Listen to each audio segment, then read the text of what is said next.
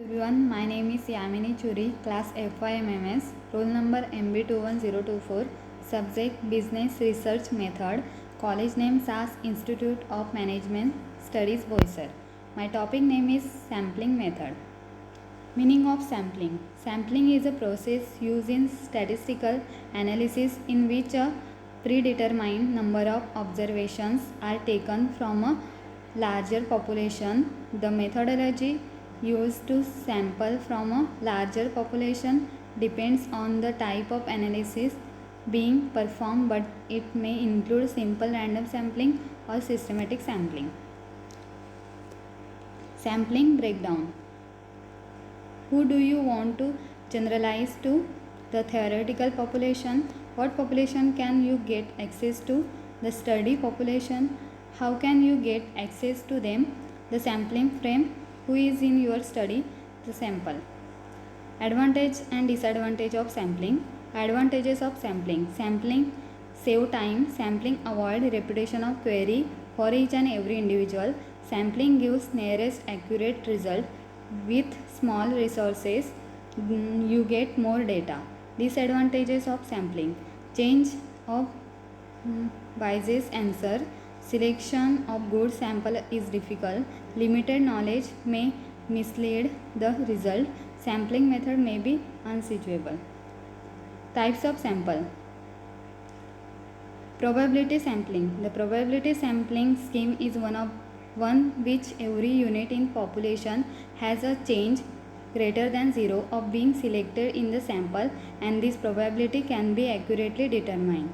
Non-probability sampling. Any sampling method where some element of population have no change of selection or wherein probability of selection can't be accurately determined. It involves the selection of element based on assumption regarding the population of interest which form from the criteria of selection. Hence, because the selection of element is non-random, non-probability sampling not allow the estimation of sampling error.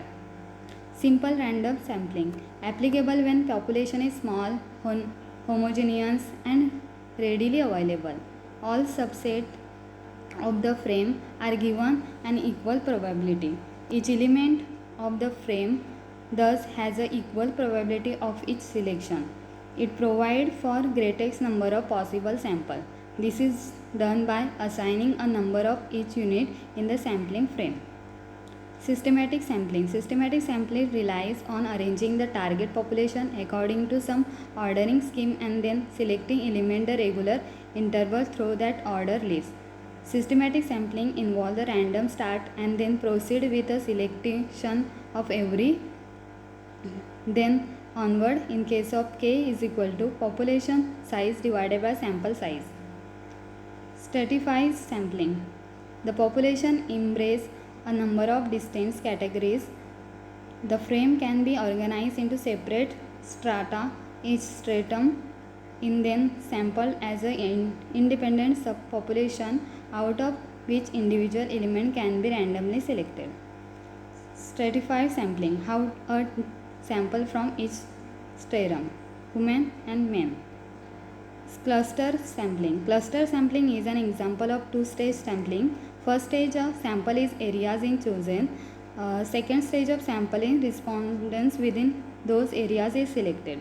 Population divided into cluster of homogeneous unit usually based on geographical contiguity.